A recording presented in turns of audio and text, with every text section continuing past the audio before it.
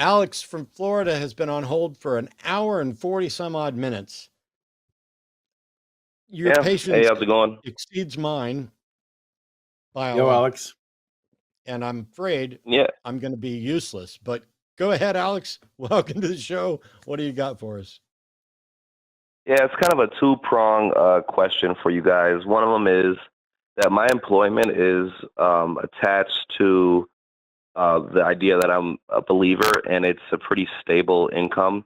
And given the economic situation that we have now, stable income is, nothing to just take for granted. Sure. So I wanted to know, like, what do you guys think about the ethical implications of basically going on a journey, questioning things while working pretty explicitly against the very ideas that I'm starting to lean towards. So that's the first kind of portion of it. Are you so when you work at Answers in Genesis? I'm not saying you do. When anyone works at Answers in Genesis, for example, which is the Ken Ham large creationist operation, even the janitors, in order to wipe the tables there, you have to sign a statement of faith, right? Hmm. But I've been there, been visited, and the people wiping the tables, they're not actively doing anything with that statement of faith when they do their job duties. Do you feel like is the statement of faith that you are either signed or are inferring by remaining employed there? Is it does it interact with the duties that are required of your job? Yeah, I would say so. Yeah. So you're falsely representing your beliefs in some way. Yes, but I guess just a little bit of the context. My beliefs have kind of I've rapidly began to question things like in the last like month. Like 3 months ago, I would have argued you down in favor for like Donald Trumpism, and now I have it's almost like a veil has kind of come off where I'm like, we we really don't have any accountability for any sort of like standard morally, economically, any which way for this administration or for the claims of this administration, and like just seeing the hypocrisy kind of on that issue led me to question and look into some of the things in regards to the faith stuff. And so it's been an interesting process the past, I'd say, about 6 weeks or so, where it's I've pretty radically shifted, and I've been pretty disappointed in talking to some of the people that I've opened up about some of these things to, where they just turn a blind eye just to some of it. Because for me, it's one thing to just be ignorant of a thing, but then to actually have somebody present you with the facts of like, no, this is the real world, implications of what this ideology is doing, and to stick to it. That's it's a disappointing thing, but then I feel like kind of a hypocrite because I'm still working my job, but then I have my family and I just bought a new place, and so you kind of get how I'm a little stuck here.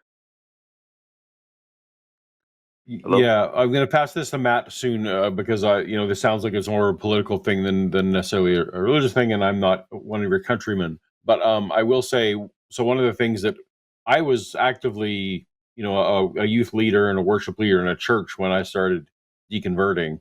One of the things that I started to do because just ethically I couldn't figure out. But it took me. It sounds like with you, it took me a long time to figure out where I was going to land, and it would have been very premature for me to have quit when I was just kind of like, oh, this might all be garbage. What I did, I actually, every time I was on stage, my conscience prompted me to have other people pray. I still sang the songs, I still did the thing, but like when it was praying or some of these things, I started backing my way out just for my own conscience. That's everyone's conscience is going to be different. I guess my question now, though, it sounds like you're saying not only is the lying weighing on your conscience or the misrepresenting of your thoughts, but that you suspect that your employer is actively doing harm. It sounds like, and for me that would be an extra level of consideration, at least, that you're not only just misrepresenting your own thoughts, which is fair. Like actors do that, right? Like if you're performing on stage, someone has to play Hitler in the movie, right? Like, but they don't believe Hitler is real, so they're performative in that way.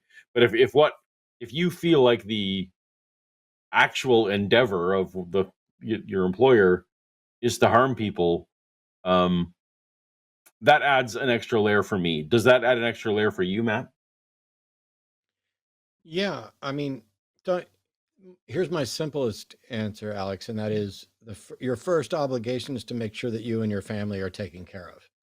And unlike what the Bible tells you or what Sam Harris might tell you in his little book on lying, I think that there are situations where lying is the most moral thing you can do. The traditional example is, if the Nazis are knocking on your door to say, "Is Anne Frank in here?" you lie. Yeah. And Sam dismissed that by suggesting that you could just not answer the question or, come up with some alternate way to, no, just fucking lie. Because the end result is better. To me, a lie like that is like saying it is immoral to take a sharp thing and slice somebody's throat.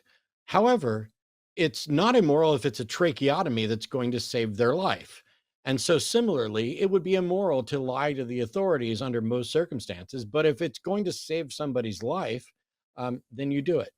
And so I think you're in a position where you are morally obligated to continue your exploration. You don't owe anybody an explanation for who you are, what you think, or anything else. And you do have an obligation to protect your family. And that I think the best thing you can do is start looking for a way to get out of this situation so that you can take care of things without the negative side effects of feeling guilty or feeling like you're aiding something problematic. Does that make sense? Yeah, I think that's a really good answer, and that's kind of where I've been mentally. But then there's that piece of me where I kind of judge myself a bit. So I appreciate you kind of seeing it that same way. Then the other piece of it a little bit is dealing with the idea that, or I guess here I'll phrase it like this: what do you guys, or how do you handle it, I should say, when you provide clear, like obvious, like cited evidence for a thing, and people will see it and just literally ignore it? And because that's the thing that I kind of like look at myself like, man, have I been doing that for 30 some odd years? Like just as an example, I was showing somebody with Trump, some of his statements on Gaza, how he's going to turn it into a resort for the wealthy and clear the whole place and force a bunch of countries to take the civilian, just ridiculous things that contradict clear statements he said when he was campaigning. And I was showing them like the back-to-back video of this, and I was like, this is a very clear cut contradiction. And I watched this person who claimed to have these like moral, ethical standards surrounding like genocide and things of that nature, just completely throw everything that they'd stood for since I've known them out the window because Trump switched his position. And it's like that was like really hard to just watch happen. And it's like, how do I even go on my journey and talk to you? And like, you know what I'm saying? So like, how do you deal with that kind of thing? I know what you're saying, and I share your frustration. And if I had an answer, the world would be a much better place. I'm as baffled by this as you or anyone else. I genuinely, for years I've been sitting here saying, here are the facts of reality, and the MAGA crowd don't care. They are all anti-woke, anti-left. Let's own the libs. Fuck your feelings. I'm more, it's, we care about the price of eggs, but we really don't want trans people to have an F on their license plate, on their driver's license or whatever else. That's the bigger deal. And then, oh no, he didn't say this. He didn't mean this. And then you show them the evidence. What we know, I have a friend who, I have a couple of friends who wrote books on changing minds. Once somebody has made a public profession of something, they are more likely to dig in, even in the face of evidence to the contrary. And we know that, for me, one of the best things to do is, once you realize you're not going to make progress here, is to take a step back and have a conversation about what sort of things might change your mind. What sort of evidence are you willing to accept? What sort of base principles are you starting with? And maybe having that conversation gets you to the point where they have to have some kind of break. And it's, I mean, you can just highlight it, and then they're either going to recognize it and change, or you are currently battling a lost cause. Some people have to hear things multiple times. It's, you're kind of overcoming the fact that they've heard this lie 75 times. And so you might have to tell the truth 77 times to get them over that hump. But one thing, and Arden pointed this out to me, and some others have as well, is a counter way of doing this is, instead of showing them, here are the facts and here's why you're wrong, set all of that aside and do, here are some facts and here is the better path. So rather than doing the you're wrong, you do the here's a better way.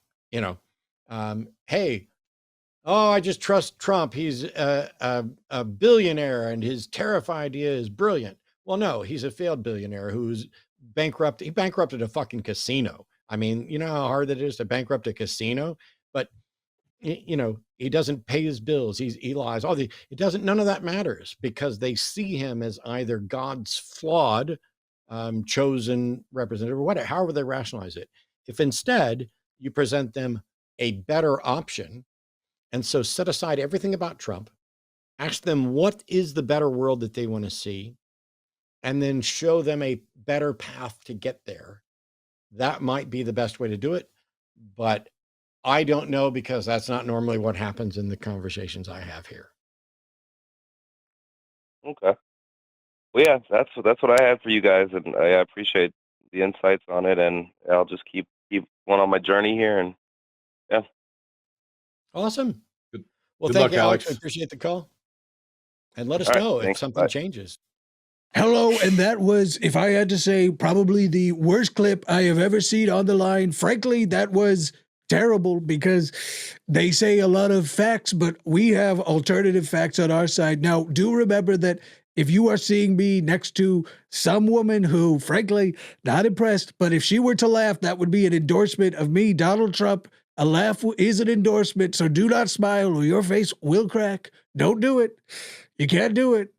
Okay, I really thought she would break by now, so it's kind of ruining the bit I'm trying to do here. But you can like, you can subscribe. Oh, there it is. She endorsed me.